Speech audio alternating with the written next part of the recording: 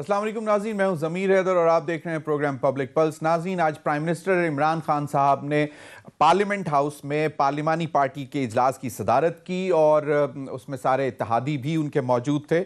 और इसमें से जो सबसे अहम बात ये निकली वो ये थी नूर आलम खान साहब, जो कि एक बहुत ही फायर ब्रांड पार्लियामेंटेरियन है, पीटीआई के एमएनए हैं और वो हमेशा खुलकर तनकीद करते हैं। हमने पहले भी उनको सुना हुआ है, जिस पीपल्स पार्टी में भी उन्होंने खुलकर तनकीद करते थे on the floor of the house. और आज भी हमारे इतलात यही हैं कि उन्होंने पार्लिमानी पार्टी के इजलास में जो है वो उन्होंने कहा है कि वुज़रा का एहतसाब होना भी बहुत ज़रूरी है और वुज़रा से भी जो है पूछना चाहिए कि वो क्यों नहीं अपने मेंबर्स की बात सुनते। और काफ़ी सारे लोगों ने मज़ीद भी अपने जो मिनिस्टर्स हैं उनके हवाले से सवालात उठाए कि जी वो उनको टाइम नहीं देते, मिलते नहीं हैं।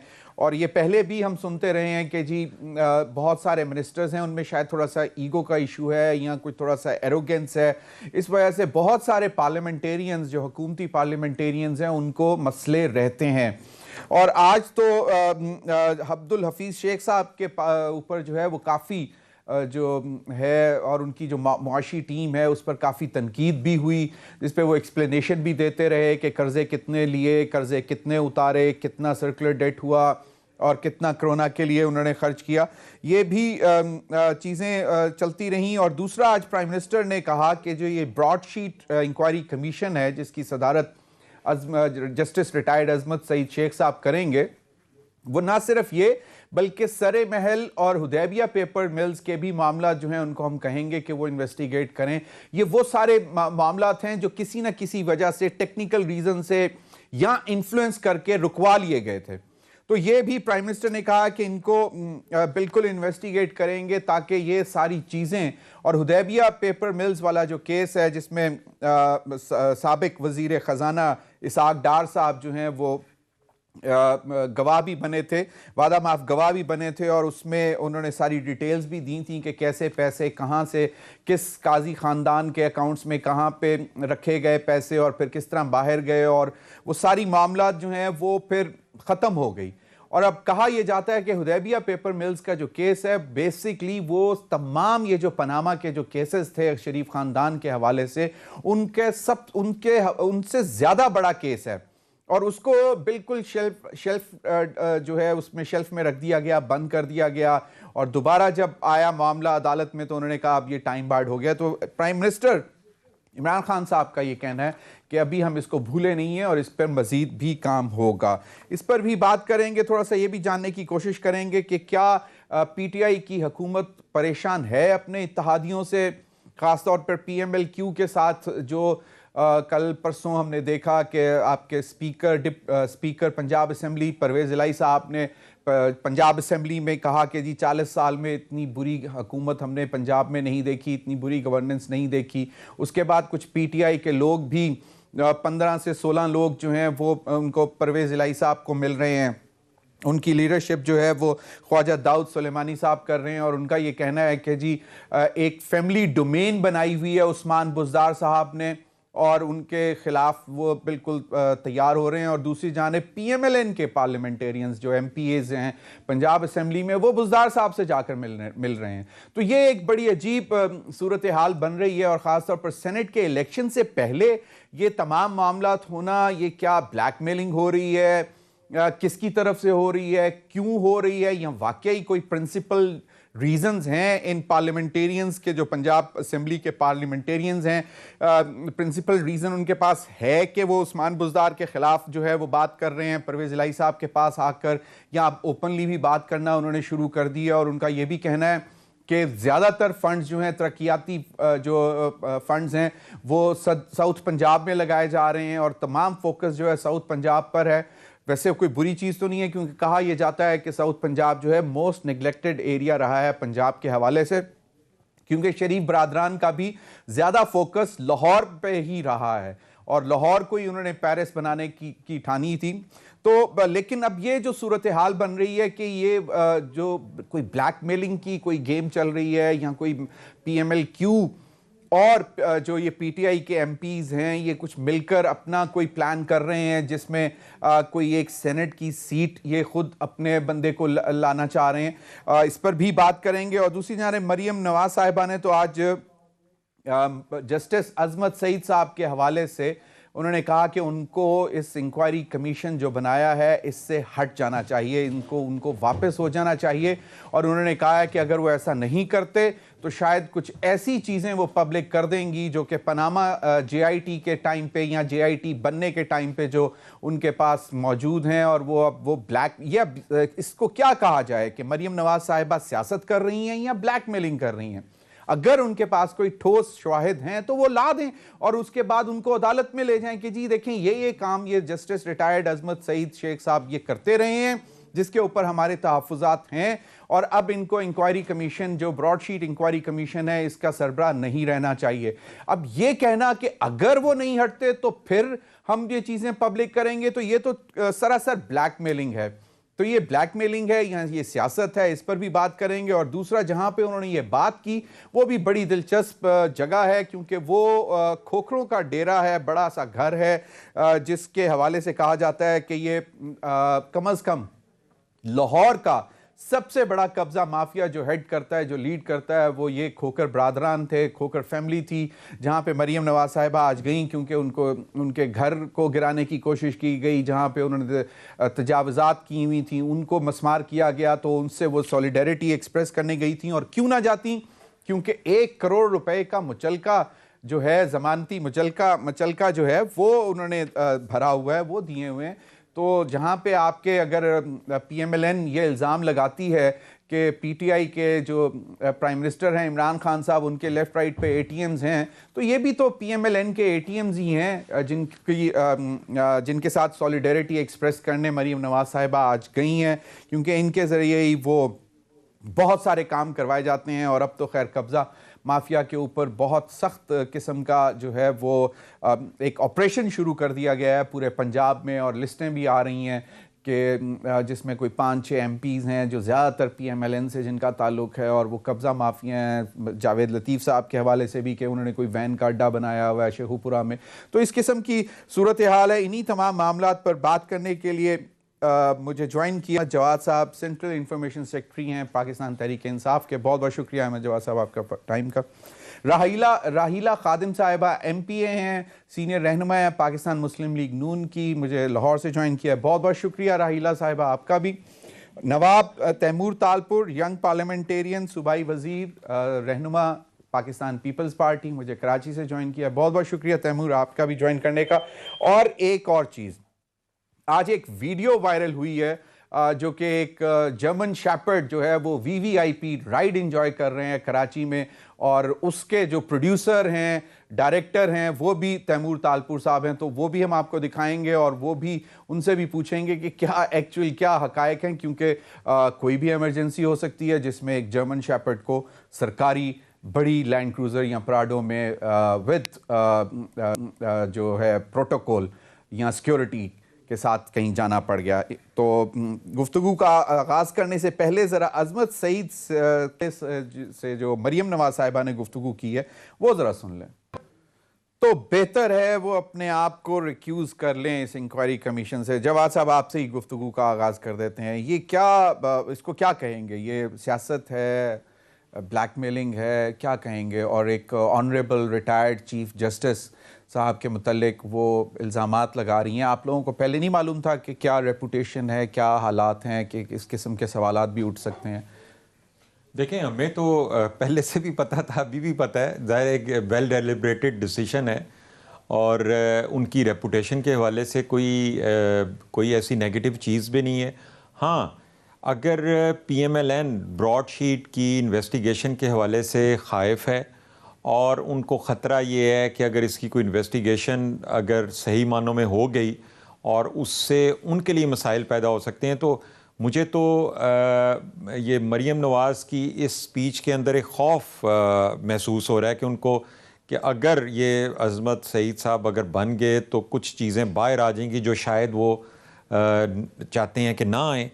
तो मैं नहीं समझता कि इसकी कोई ये उनकी ख्वाहिश हो सकती है, उनकी धमकी हो सकती है, बट इसकी कोई मैं नहीं समझता कि कोई ऐसी वैल्यू है या कोई वर्थ है। ये ब्रॉडशीट पे इंक्वायरी कमीशन है, प्राइम मिनिस्टर कहते हैं कि ये सरे महल भी मतलब इस पे भी इन्वेस्टिगेट करे, फिर हुदैबिया पेपर मिल्स पे भी जाए, फिर वो $60 मिलियन जो स्विस अकाउंट्स में पड़े हुए थे या पड़े हुए हैं पीपल्स पार्टी की लीडरशिप के, उसको भी इंटरोगेट करे, इन्वेस्टिगेट करे। जो कुछ ऐसे इशू केसेस थे कि जो टेक्निकल रीजंस या इन्फ्लुएंस की वजह से बंद कर दिए गए थे, तो क्या ये मतलब ये मैंडेट दे दिया गया है या इसके बाद ये देंगे इनको?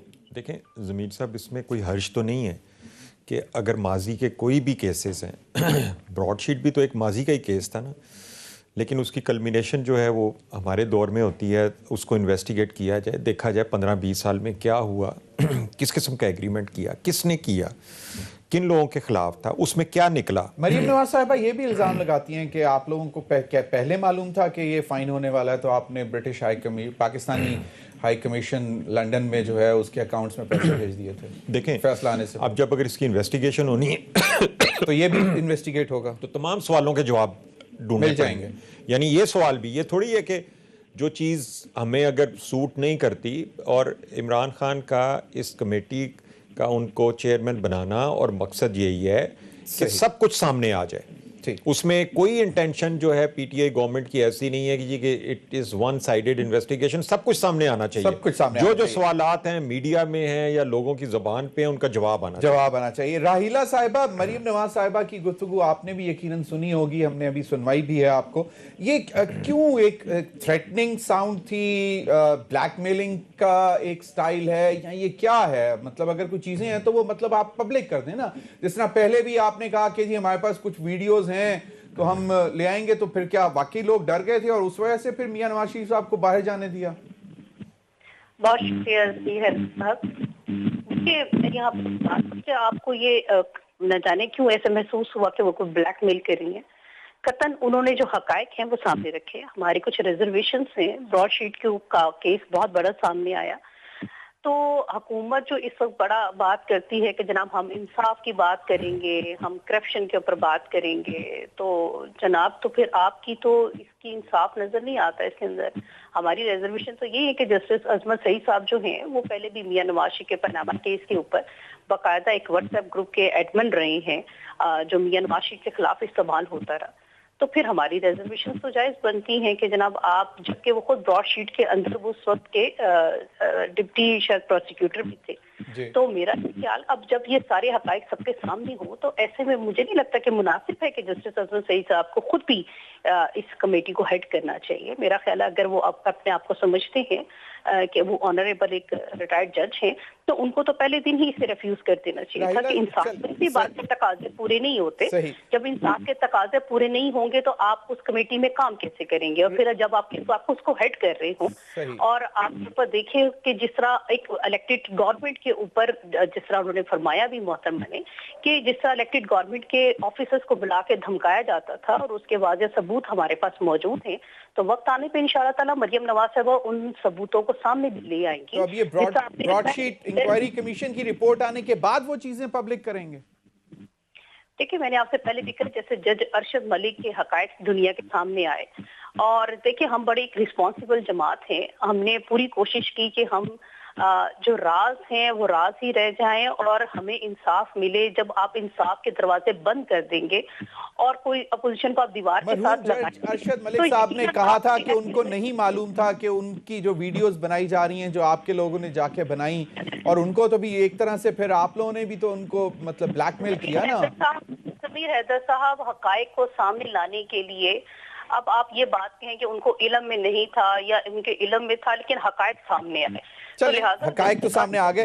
अभी मैं आपसे जानना चाह रहा था कि जहां पे मरीम साहिबा खड़ी हैं वो कहा यह जाता है कि एक नोन कब्जा माफिया का घर है खोकर बरादरान का, और फिर वो फाइनेंसर भी हैं, मतलब 1 करोड़ रुपए का मुचलका जमानत भी वो भर के देते हैं, पैसे भी देते हैं। तो ये कैसी सियासत है जिस पे आप मतलब खुद ब्लेम करते हैं कि जी ये लेफ्ट राइट पे ATMs बैठे होते हैं, कब्जा माफिया है? और मैं इसके अंदर एक आपको बात आज क्लियर कर दूं कि ये बात आप जहाँ कर रहे हैं वो तो कोर्ट का फैसला भी आ गया कि उन्होंने मान भी लिया, उसके ऊपर सारे कुछ फैसले भी आ गए। मेरा ख्याल उस फैसले को भी आप मेंशन कर दें यहाँ पे तो ज्यादा अच्छा होगा। दूसरी बात ये कि असद खोखर इनका साबका मिनिस्टर, जिसको मिनिस्ट्री से हटाया गया, अरबों रुपए की जमीन हड़प कर गया, अब वहीं पर मौजूद है। आज तक उसका कोई एहतसाब नहीं हो रहा, उसके ऊपर कोई करप्शन के चार्जेस नहीं लग रहे, कहीं नैप में नहीं आ रहा, कहीं एंटी करप्शन में आ रहा है। इवन इमरान खान खुद जो है वो उसके ऊपर किसी किस्म की कोई कार्रवाई नहीं कर रहे। तो मुझे ये फिर एक कमिटेड कारकुन के बारे में जो पीएमएलएन से एक पुरानी एफिलिएशन रखते हैं, कोई आज की ताजा एफिलिएशन नहीं है, तो 15-16 साल से ही रखते हैं जी। उससे पहले तो वो पीपल्स पार्टी के साथ भी रहे हैं। वैसे आप उसको अपने सियासी इंतकाम का निशाना बनाने के लिए आप अगर इस तरह के इकदाम करेंगे तो आप, मुझे नहीं समझ आती कि रवैया को मुनासिब है। तो यकीनन लीडरशिप अपने कारकुनान के साथ खड़ी होगी जब उनका सियासी इंतकाम के तौर पर उनको इस्तेमाल किया जा रहा होगा। सही, चलें, बिल्कुल सही। नवाब तैमूर तालपुर साहब, आप के हवाले से भी मतलब आज प्राइम मिनिस्टर ने जो पार्लिमानी पार्टी का इजलास की सदारत की, उसमें कहा कि जी सरे महल भी इन्वेस्टिगेट होगा, स्विस अकाउंट्स की तरफ भी जाएंगे। तो अब आपको लगता है कि ये ब्रॉडशीट जो इंक्वायरी कमीशन है ये एक नया पंडोरा बॉक्स खोलने जा रहे हैं, और कोई क्या पीपल्स पार्टी के रैंक एंड फाइल में कोई थोड़ा सा खौफ है कि ये क्या होने जा रहा है? बिस्मिल्लाहिर्रहमानिर्रहीम। सबसे पहले तो जमीन भाई, thank you very much for having me on your show. जिन आप सरे महल की और जिन केसेस की ये इमरान खान बातें कर रहे हैं, ये दरबबियां हमें मार के दिखा रहे हैं, तो उनसे कोई फर्क नहीं पड़ेगा। जिन केसेस की बात करें इनमें तो हमने सजाएं झेली, कोई चीज प्रूव नहीं हो सकी, कुछ इनको मिला नहीं। आसिफ जरदारी साहब की सारी जिंदगी का मेन जो टाइम था उन्होंने जेलों में गुजार दिया, और आखिर उनको कुछ सबूत ना मिलने पर वापस बाहर लाया गया, और फिर अपना शर्मिंदगी का इजहार भी उन लोगों ने किया जिन्होंने ये हमारी गिरफ्तारियां की थी। अगर इनके पास हमारे खिलाफ कोई एक चीज भी, एक ना यूज करने वाली चीज भी आ जाती, तो ये हमें उसी वक्त अंदर डाल देंगे, क्योंकि इनको और तो कुछ करना आता नहीं है। इनको आना था अवाम की चीखें निकालने, अवाम की चीखें ये निकाल रहे हैं, हमारी चीखें ये निकाल सकते नहीं है। इनकी बहरहाल चीखें हम जरूर निकाल सकते हैं। आप देख रहे हैं किस तरह से नायब गर्दी यहाँ पर चल रही है। इनको जिस बंदे को, जिस सियासतदान को अरेस्ट करना होता है, उल्टा सीधा इल्जाम लगा के बंद कर देते। तो अगर हमारे पे 1% की भी कोई चीज ये प्रूव कर सकते होते तो ये अभी तक हमारे खिलाफ कई केस बना चुके होते। कौन इन चीजों से भाग रहा है वो आपके सामने है, कौन इन चीजों से सालों से डर रहा है आपको पता है, कौन इन चीजों पे महंगे महंगे वकील लाके खर्चे कर रहा है वो भी आपके सामने है। तो ये धमकियां हमें ना दें, हम ये सब सियासत समझते हैं, उनसे बेहतर समझते हैं, और कोई बेहतर चीज लाएं, कुछ जरा कोई अपनी गवर्नेंस को बेहतर करें, कुछ अपना तरीका बेहतर करें। इस मुल्क को जिस खसारे में उन्होंने डाल दिया उस खसारे से निकालने, उस खसारे को चले बिल्कुल। तैमूर, ये मुझे बता दें कि क्या ये जस्टिस रिटायर्ड अजमत सईद साहब के हवाले से पीपल्स पार्टी को भी कोई रिजर्वेशंस हैं?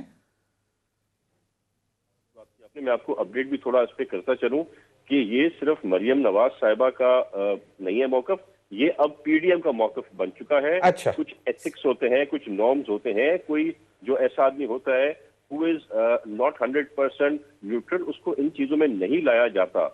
तो इनको, हम सबकी इनसे डिमांड है। पीडीएम के फोरम से ये बाकायदा एक एहतजाज भी रजिस्टर होगा। अभी मुझे कहा जा रहा है वक्त हुआ एक ब्रेक का, नाज़रीन ब्रेक के बाद हाजिर होते हैं, और उसमें फिर मजीद जो पंजाब के अंदर सूरत हाल बन रही है, अलाइड पार्टीज के साथ जो सूरत हाल है, सेनेट के इलेक्शंस के से पहले के पीएमएलएन के कुछ एमपीज जो हैं वो जाके बुज़दार साहब को मिल रहे हैं, और पीटीआई के एमपीज बुज़दार साहब के खिलाफ जो है वो एक महाज बना रहे हैं। ब्रेक के बाद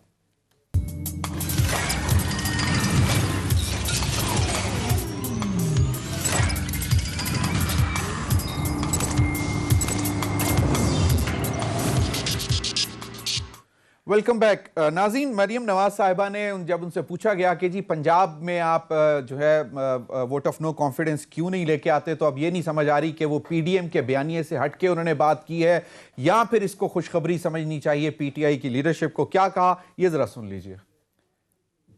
उन्होंने आगे बात की, जी शहीद बनने का मौका नहीं देगी ताकि कल को ये बाहर आके ये ना कह सकें कि हमने तो बड़ा काम करना था पंजाब में, तो अचानक ये इसको क्या मतलब समझें कि ये पीडीएम का जो है उससे डाइवर्ट मतलब कर गई हैं, और आप लोगों को खुशखबरी है कि जी 5 साल पूरे करेंगे, क्योंकि पीडीएम का तो मौकफ ये है कि इनको नहीं रहने देना चाहिए 5 साल।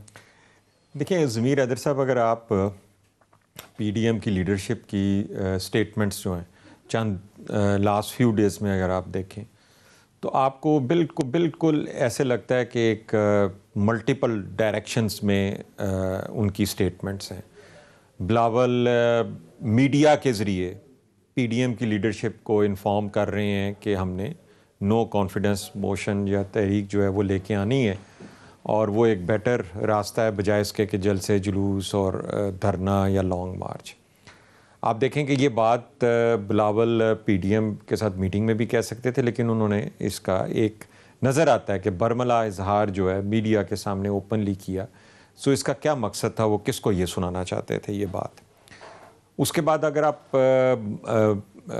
पीएमएलएन की तरफ देखें, एहसन इकबाल साहब ने उनको मीडिया ही के जरिए जवाब दिया, चैलेंज कर दिया कि जी आपके पास अगर नंबर है तो आप बताएं, पहले नहीं हो सका ऐसा। और आज अब ये जो आपने स्टेटमेंट्स मरीम नवाज की सुनाई हैं, अगर आप इन स्टेटमेंट्स को सिर्फ अगर आप एक जो एक्सप्रेशन कह लें या एक बॉडी लैंग्वेज कह लें तो वो उसमें एक बड़ी फ्रस्ट्रेशन नज़र आ रही है और नहीं कर सकेंगी इसलिए तो एक जो आपको टोन जो थ्रेट की नजर आ रही है, जो आपने इसका सवाल भी पूछा, आपके एमपीज क्यों जाकर मिल रहे हैं, मतलब बुज़दार साहब के खिलाफ क्यों आवाज उठ रही है, वजह क्या है? और सेनेट के इलेक्शन से पहले कोई अलाइड पार्टी में से कोई ब्लैकमेल कर रहा है? देखिए फिलहाल तो एक एमपीए वो चांडियो साहब आई थिंक जाके मिले हैं परवेज इलाई को, ख्वाजा दाऊद सुलेमानी साहब हैं और भी पताफी साहब हैं कोई, और वो 15-16 के बल्कि नाम भी आ गए हैं।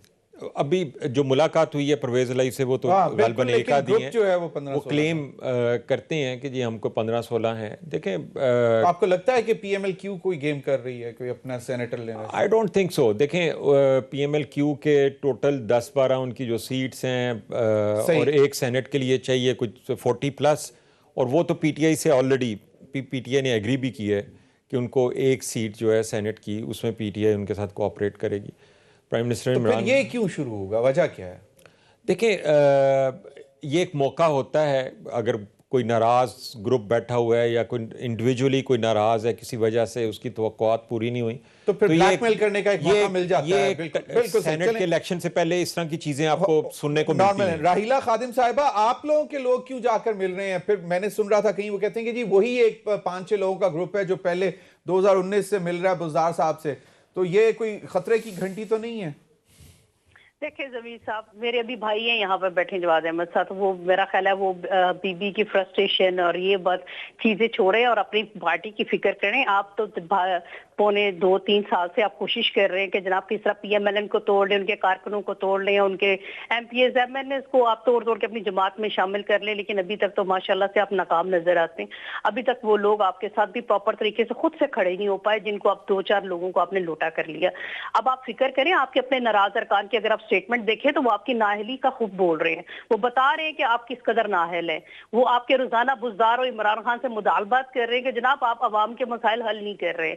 आपके अपने कारकुनान कह रहे हैं कि डेवलपमेंट के काम नहीं हो रहे। आपके अपने लोग कह रहे हैं कि अवाम और फाइल दोनों ही रुल गए हैं सड़कों के ऊपर। जनाबे वाला आप हमारी जमात की छोड़ें, आप हमारी फ्रस्ट्रेशन की छोड़ें, आप अपनी जमात की फिक्र करें। नहीं, पीडीएम का जो मौकफ था कि इनको 5 साल पूरे नहीं करने देने, वो अब वो कहती हैं कि जी नहीं, इनको तो हम मतलब बिल्कुल दौड़ा के हराएंगे ताकि ये शहीद ना बन सकें और बाद में ये ना कहें कि जी हमने तो ये करना था, हमें हटा दिया। देखिए पीडीएम ने अपने फैसले करने हैं और अगर आप देखें तो आने वाले दिनों में मीटिंग्स होने जा रही हैं पीटीएम की, तो पीपल्स पार्टी भी अपनी वो तमाम जो बातें हैं वो वहां पर करेगी और जो मरियम नवाज साहिबा है वो भी पीएमएलएन की तरफ से वहां पर बात करेंगी। तो लिहाजा मेरा ख्याल है कि पीडीएम के फैसले का हम सबको इंतजार करना चाहिए। ठीक, चलें, बिल्कुल सही। नवाब तैमूर तालपुर साहब, ये जो सारी सूरत हाल है, ये पीडीएम क्या जो एक कहा जा रहा है कि जी कुछ डिवीजन है बीच में, पीपल्स पार्टी ने कोई कहने वाले तो ये भी कहते हैं कि जी 2-3 दफा डिच कर दिया पीडीएम को, तो ये तासुर किस तरह खत्म करेगी अगर आपने पीपल्स पार्टी ने पीडीएम में रहना है? ये जो तासुर है ये सिर्फ और सिर्फ पीटीआई की हुकूमत सामने ला रही है, वरना ऐसी कोई बात नहीं है। मेरा जो सियासी तजुर्बा है और जो मैं देख रहा हूँ, मैं चेयरमैन बिलावल भुट्टो साहब के जब साथ होता हूँ तो ये बात मैं आपकी जरूर मानूंगा कि एक टाइम था जब एक चपकलस थी, जब एक नाएतमादी का एक वर्जन था जो शायद नवाज शरीफ साहब और शायद जरदारी साहब के बीच में भी होता हो, इट इज पॉसिबल। अभी जो मैं अंडरस्टैंडिंग देख रहा हूँ खास तौर पे इन दोनों यंग लीडर्स में, चाहे चेयरमैन बिलावल भुट्टो साहब हो या मरियम नवाज साहिबा हो, एक बहुत ही इनका अच्छा ट्रस्ट लेवल है, इनको एतमाद है एक दूसरे के पॉलिसीज पर, एक दूसरे के साथ पर, और ये बहुत जल्दी आपने पहले ही उन्होंने कहा कि भाई 10 दिन में इनका पीडीएम का इत्तेहाद टूट जाएगा, फिर उन्होंने कहा महीने 2 में टूट जाएगा। फिर जो कराची में एक बहुत ही गिरी हुई हरकत मरियम नवाज साहिबा के साथ इन लोगों ने उस होटल के अंदर 4 दीवारी का पैमान ना रखते हुए की, वो हर चीज अपना आजमा चुके हैं, अपनी हर कोशिश कर चुके हैं, पर कुछ भी ना हुआ।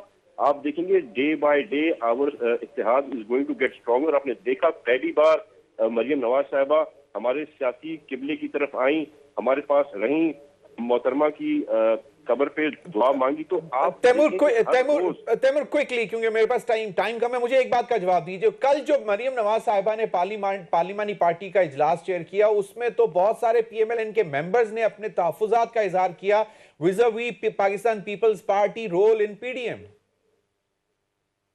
बिल्कुल किया होगा, बिल्कुल किया होगा, इस बात में कोई डिनाइल नहीं है कि जो हमारे बहुत सीनियर लोग हैं उनको दुख है एक दूसरे के ऊपर, उनको तकलीफें शायद हुई हैं पीपल्स पार्टी को नून से और नून को पीपल्स पार्टी से, और अब it's time for a correction and there correction is going to come now under the leadership of chairman Bilawal and Maryam Nawaz. सही, चलें, वक्त हुआ नाज़रीन एक ब्रेक का। ब्रेक के बाद अभी हाजिर होते हैं।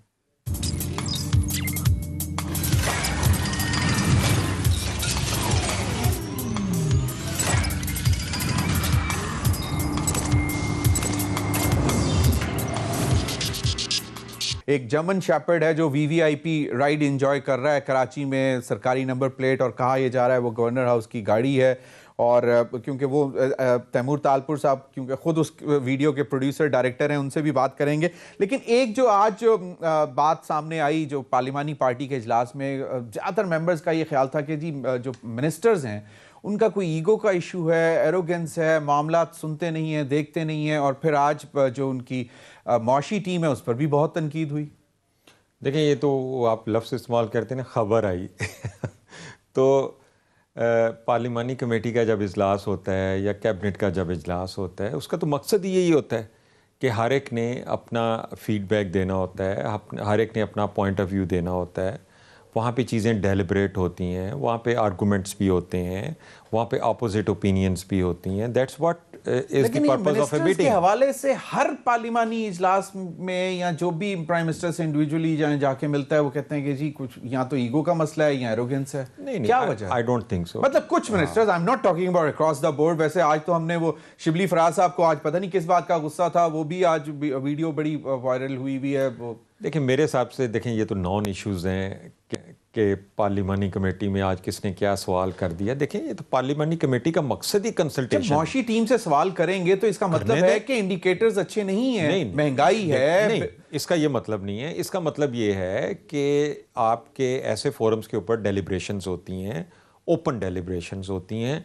वहां पे ये थोड़ी है कि कोई इल फीलिंग नहीं है किसी के तरफ। I don't think so. ये एक कंसल्टेशन फोरम्स हैं, वहां पे होनी चाहिए बातचीत, हर एक को अपना पॉइंट ऑफ व्यू देना चाहिए। अभी उस पे भी बता दें कि आप लोग तो प्रोटोकॉल के खिलाफ थे, आपके मिनिस्टर, वैसे मैं भी ऐसे भी जानता हूं जिन्होंने 5-5 गाड़ियां सरकारी इस्तेमाल में रखी हुई हैं, लेकिन जर्मन शेपर्ड वीवीआईपी राइड अब मेरा हो तो क्या मैं अपनी गाड़ी में कुत्ते को बिठा सकता हूं कि नहीं बिठा सकता? नहीं, अगर गवर्नर साहब खुद बैठे हों तो वो साथ उसको कंपनी कर लें। जो मैंने वीडियो देखी उसमें तो ये नहीं पता चल रहा कि अंदर कौन बैठा हुआ है। अच्छा चलें, क्या ये यकीनन जो हमारे पास क्योंकि प्रोड्यूसर डायरेक्टर भी हैं, राहिला खादिम साहिबा, प्रोटोकॉल आपने पंजाब में भी ऐसे देखे हैं? क्योंकि इनका पीटीआई का जो था क्लेम था कि जी खर्चे बहुत कम हो जाएंगे, गवर्नर हाउस की दीवार गिरा दी जाएगी, पब्लिक पार्क बना दिया जाएगा, कोई प्रोटोकॉल वीवीआईपी नहीं। तो यहां तो German shepherd VVIP ride enjoy कर रहे हैं। जमीर साहब, मैं तो इंतजार करती रही उस प्राइम मिनिस्टर का जिसने दफ्तर जो है साइकिल पे जाना था। मैं तो इंतजार करती रही उस दिन का जब गवर्नर हाउस की और वजीर आला हाउस की दीवारी गिराई जानी थी और वो पार्क्स बनने थे। मैं तो इंतजार करती रही कि जब प्राइम मिनिस्टर हाउस को यूनिवर्सिटी बनना था। मैं तो इंतजार ही करती रहेगी कि जनाब जब आपके प्राइम मिनिस्टर ने भैंसे बेचकर पाकिस्तान का जो है वो कर्जा चुका देना था। तो इस प्रोटोकॉल के ऊपर तो खुदा की कसम इनको वैसे ही शर्म से डूब के मर जाना चाहिए कि जब इनके कुत्ते प्रोटोकॉल ले रहे हैं और ये बातें करते थे कि कोई वुजरा, कोई प्राइम मिनिस्टर, कोई कैबिनेट का आदमी, कोई वीआईपी नहीं होगा, यहाँ पर इक्वल होंगे, सबका ये हो गया मामला। और जनाब आपके कुत्ते प्रोटोकॉल ले ले को खुदा वो का देख खौफ लें, आप करें। वीडियो भी आप दिखा क्या रहे हैं, बात उसमें कर क्या रहे हैं, नजर आ आप रहा है? क्या बात कर रहे हैं कि मैं- कैबिनेट के अंदर, मेरे भाई ने भी बात की कि कैबिनेट के अंदर जनाब हम ये बातें करते हैं, और वो इक़दामात तो बताइए आप अवाम के लिए क्या करते हैं? आप तो आपस में लड़ के मर रहे सही, हैं। चलें आप क्या फैसले कर रहे हैं अवाम के लिए? वो हमें कोई फैसला तो बताइए। चलें चलें हमारे साथ प्रोड्यूसर डायरेक्टर नवाब तैमूर तालपुर साहब, इस वीडियो के जो प्रोड्यूसर डायरेक्टर हैं वो भी मौजूद हैं। तैमूर तालपुर साहब, अहमद जवाद साहब पूछ रहे हैं कि जी हो सकता है कि गवर्नर साहब खुद भी बैठे हों, आपको क्या नजर नहीं आए, या अगर गवर्नर साहब हों तो प्रोटोकॉल ज्यादा बड़ा होता है, सिक्योरिटी ज्यादा बड़ी होती है? मैंने ये सवाल किया कि उसमें सिर्फ कुत्ता नजर आ रहा है, गाड़ी के अंदर कौन बैठा हुआ है ये कौन तो नहीं बैठा? पता चल रहा। हाँ, ये नहीं पता चल रहा। तो आपने चलें, कैसे अज्यूम कर लिया ये सब कुछ? गाड़ी का नंबर देख लें, पीछे नंबर से पता चल जाता है अंदर कौन बैठा नहीं हुआ है? नहीं नहीं ये नहीं, लेकिन आप मुझे बताएं जर्मन शेफर्ड। चलें, मैं तैमूर तालपुर, आपने कुछ इन्वेस्टिगेट करने की कोशिश की? हो सकता है वो किसी मतलब वेटनरी डॉक्टर के पास लेके जा रहे हैं इमरजेंसी में, फैमिली और मेंबर कोई बैठा गाड़ी हो अंदर। अवेलेबल ना हो, कोई गवर्नर साहब की फैमिली के लोग कोई बैठे हो तो वो कुत्ते की राइड के साथ जा रहे हो। यहाँ पर ये हो सकता है ये वो सिक्योरिटी वाले डॉग हों, वो जो स्निफिंग डॉग्स होते हैं जो बम शम ढूंढते हैं। बात आपने बड़ी अच्छी की, पर I am not just elected representative but I am also very responsible citizen, और मैं ऐसी कोई बात करता नहीं हूँ कि कल को मेरे लिए या मेरी पार्टी के लिए बाइज़्ज़ते कोई खराबी या बुराई बने। तो मैं आपको बताऊँ, वीडियो आज की नहीं, वीडियो मैंने कल निकाली थी। पहली बात तो ये। दूसरी बात, ये वीडियो मैंने निकालने के बाद हमारे दोस्त हैं मुकेश चावला साहब, इज द एक्साइज मिनिस्टर, मैंने उसको भी वेरीफाई करने के लिए वाकई नंबर इस गाड़ी का जो है गवर्नर हाउस का है या किसने फेक नंबर लगा दिया है। फिर मैंने वो मोबाइल का नंबर जो है वो दिया नंबर प्लेट के थ्रू कि ये किसकी ड्यूटी में, तो सारा गवर्नर हाउस का जब आ गया ये चीज यहाँ पर स्टोरी 1 क्लियर हो गई। स्टोरी 2 आपको बताऊं कि मैंने इस गाड़ी को 3 बार क्रॉस किया, फिर रुका। मैं कहा शायद गवर्नर साहब बैठे होंगे तो हमारे भाई हैं बड़े, हम उनको जरा वेव कर देंगे, उनको हाथ चला दूंगा, मैं सलाम पेश कर दूंगा।